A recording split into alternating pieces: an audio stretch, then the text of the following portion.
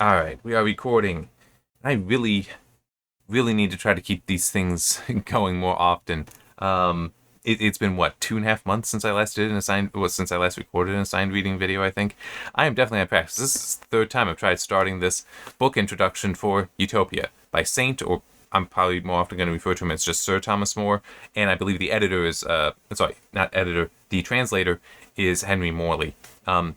Got it from Project Gutenberg. The link, because Project Gutenberg is a website, and it's more than that, it is a project, obviously, for the digitization, OCR, and then the distribution of various public domain works. Utopia is from 1516, so yes, it would be public domain. Technically, some translations would not be, but either this oh no. So oh no, it does say editor. Well, it should also he may also have been a translator. I'm just looking at the about this ebook information. He lived from 1822 to 1894, so that would definitely be public domain. Um, that's kind of funny. Reading E's score 40.8, college level, difficult to read. I last read this, and yes, I have read this at least 10 years ago. True, it was after I'd gone through college, or yeah, I don't think I was in college when I was reading it, but it would have been afterwards. But it still is a, yeah, I mean, I don't think it was really that bad, but we'll see. It depends on how accurate my memory is. Um,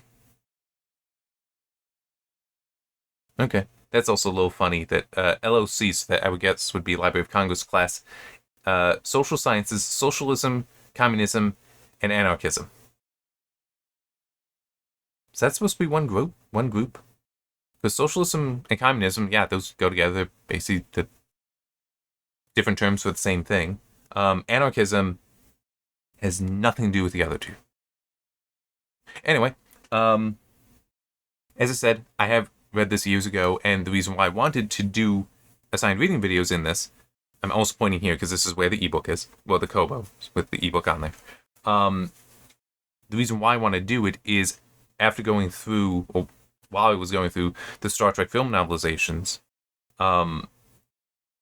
Roddenberry wanted the Federation to be a utopic society, and you do kind of see that coming through in the novelizations as well.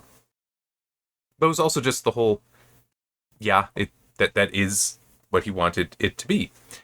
And I hate that because I've actually read Utopia, and it's not. It is not an idyllic society. It's not a paradise. I would hate to live there. And I think I want to go through it because I think a lot of people should know that using the word utopia for a paradise is very wrong. And I do find it interesting how that is what the term has become. Because it's just one of those things where it's like, is nobody reading these books? I mean, it's just getting thrown around. Like, oh, this is true. It's like, it's really not. It's really not. Project Gutenberg has an automatically generated summary, so let me give you that.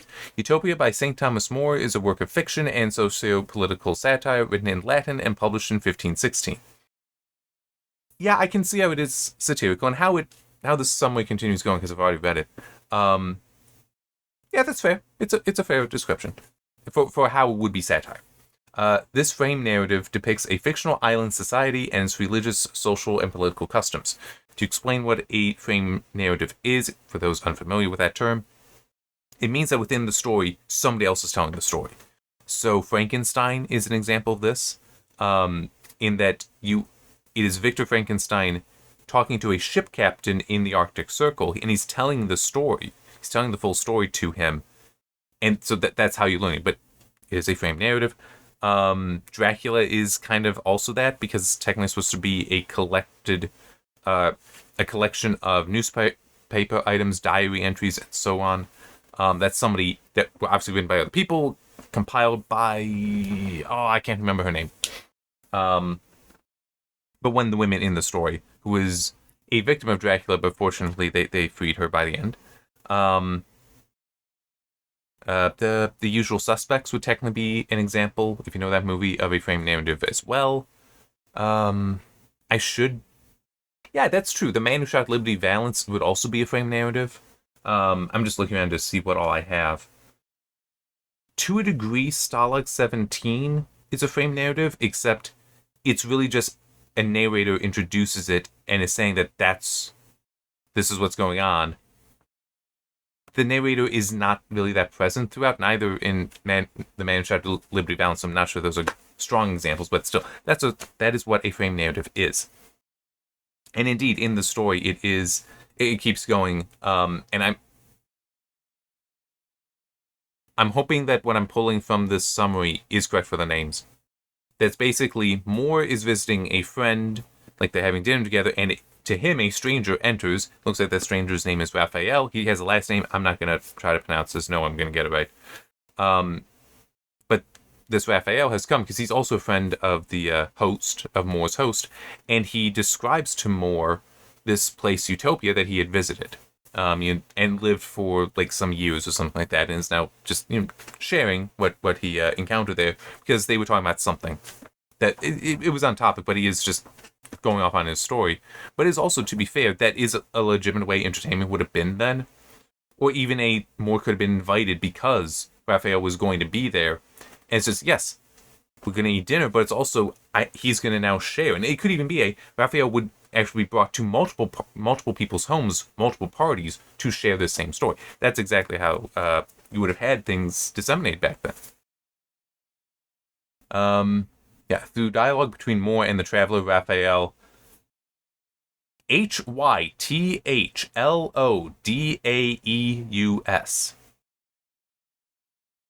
If I heard it, maybe. But I got a speech impediment too. I'm not trying that one.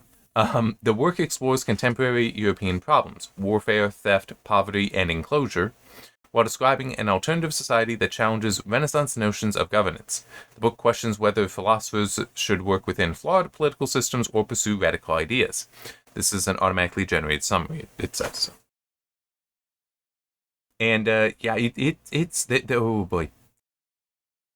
One of the things I remember about it quite clearly is... Oh, hopefully I'm clear on it. Yeah, I'm pretty sure that's what was it. That there is basically only 4 kinds of clothes in the whole of Utopia.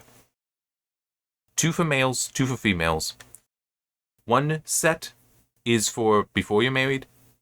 1 style is for before you're married, 1 style for after you're married. And there's also a limitation on the colors you can wear. Okay, and that this is how that is. So, yeah, that would...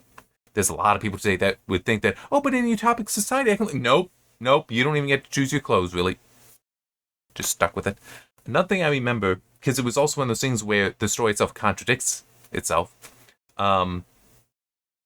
is there's a mention about how the elderly, as in like, the grandparents, because you'd have, multi-generational homes, how they, would spend years and years raising the same their family, their descendants, all in the same home.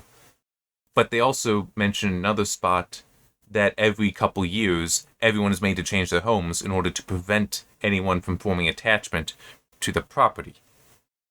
I guess unless you have a grandparent living with you, it doesn't make sense. There's a lot of it that does not make sense, and that's why I want to go through this now. Go through it again, because it's been a decade or so. Decade or more. And Utopia is not a paradise. And I kind of want to challenge that by, we're actually going to read it. I'm going to be able to say, hey, here is where it says that it is not where you want to live. And there's other things as well, that some of it I don't remember super clearly for why. It describes that if you are ever in Utopia and you see somebody adorned in gold, that means that they are actually a slave. That's what Utopians do with their slaves, is they put gold on them. I remember there being a reason in the text for that. I don't remember what that reason is. But that is their custom. Yeah, and it's still a... What? I mean, just... Why? I mean, I get that back then gold would probably have only been used for jewelry. Or artwork. So I get that you don't need it to have any value, but why even bother having it if you can do it? It's very weird. And plus, if it is we're not doing that for, a status symbol, it's like, yeah, but you own the person that you're putting it on. That's already displaying your status. So, yeah. It's going to be fun to go through and criticize. As I said, it's just stupid. So much of this stuff is just stupid. There are 10 sections to it, as I recall. There we go. The introduction, which it actually, the Kobo just went to sleep, is like a modern introduction. So it is, just talking about, giving some history on Thomas More. So Sir Thomas More, son of Sir John More, a justice of the King's Bench, was born in 1478 in Milk Street in the city of London. Okay, so it's just that kind of background stuff there. Then we actually get into the content itself. Discourse of Raphael, that last name, which is actually interesting. What I have here is different than what's in this. So, than what's in the summary, I should say. Okay, but no, that is the title given in this, so... Yeah, of the best state of a commonwealth. Of their towns, particularly of Amarat. Of their magistrates. Of their trades and manner of life, that would probably be where the clothes are. Of their traffic. Of the traveling of the Utopians, of their slaves and of their marriages, so slaves would be when we get the gold, of their military discipline, which what I remember for that is they just make other people fight for them. Which is actually kind of interesting to think about historically, because a lot of great civilizations, that's how they actually, that's a significant portion of how they collapsed, is that they would just outsource the military, either by what Utopia does, or they would use captured slaves as the military. But then that means that you're putting the greatest capacity for violence in your society into people that are not members of your society. Yeah, your society isn't going to survive very long with that one. Of the religions of the Utopians, and then that's it. Then we get the full Project Gutenberg license. Alright, so yeah, it's going to be fun to go through.